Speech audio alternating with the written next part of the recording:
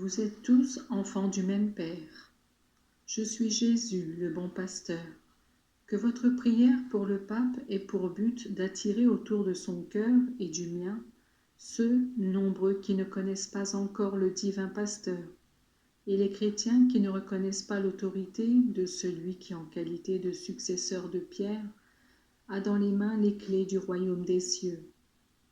Il est vrai que beaucoup d'entre eux sont en toute bonne foi hors de l'Église catholique et vivent en observant les commandements.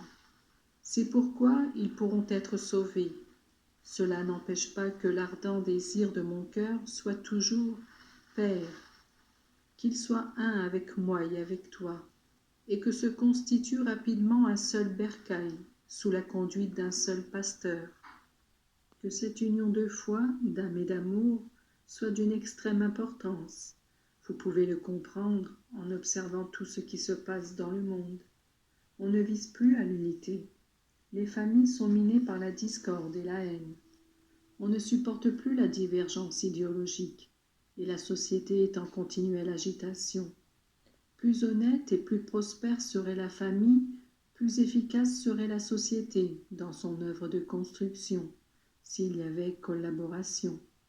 Les idéaux eux-mêmes, pour lesquels on dit combattre, cachent souvent des desseins de suprématie et de pouvoir, et ceci explique la ruine des institutions familiales et sociales.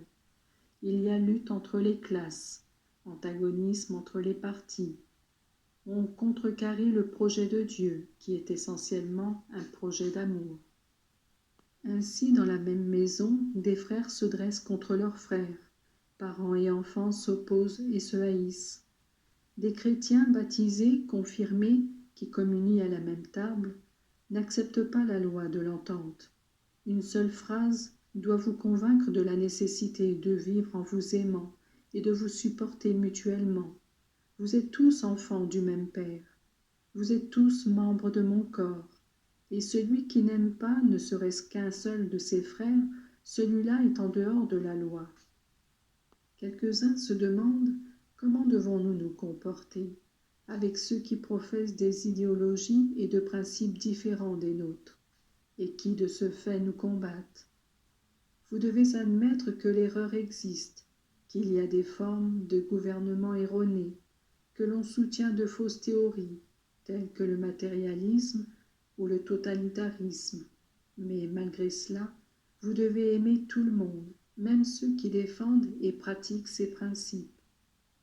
N'est-il pas vrai que si dans la famille vous avez un enfant estropié ou aveugle, vous l'aimez en dépit de ses infirmités? Ainsi devez-vous aimer profondément tout le monde, même ceux dont vous pensez qu'ils sont d'une façon ou d'une autre vos ennemis. Vous devez condamner l'erreur, mais être indulgent avec tous les pécheurs. Il vous a été dit que vous devez être prudent et patient. La prudence doit vous mettre dans les conditions de ne provoquer personne, tout en demeurant fidèle aux enseignements que vous avez reçus. Vous devez être patient, très patient, en sachant accepter et offrir aussi les humiliations qui vous pousseraient à réagir par la force. Ce n'est pas par la force et la violence qu'on triomphe, mais uniquement par l'amour, même s'il vous est permis de vous défendre et d'exprimer votre pensée avec loyauté. Que vienne donc l'harmonie familiale et sociale pour diriger les destinées du monde, cette harmonie qui n'est possible que si l'on a recours à moi. Que l'autre motif conducteur de votre prière soit l'union des églises. Si l'Église catholique ne doit pas et ne peut pas renoncer à la vérité, elle peut toutefois, en ce qui concerne la forme voulue par les hommes ou par les structures humaines, aller au-devant de mes autres enfants, en cherchant des points d'entente et surtout en s'efforçant, dans la pratique de la charité, de réaliser le désir de Dieu, qui est l'unité. Que votre prière se fasse donc à cette intention. De votre côté, gardez toujours présent à l'esprit le trinôme, Eucharistie, Marie très sainte et le pape, si quelqu'un vient vous parler d'autres religions. Rappelez-vous que le baptême se reçoit une seule fois si l'on vient vous en proposer un second.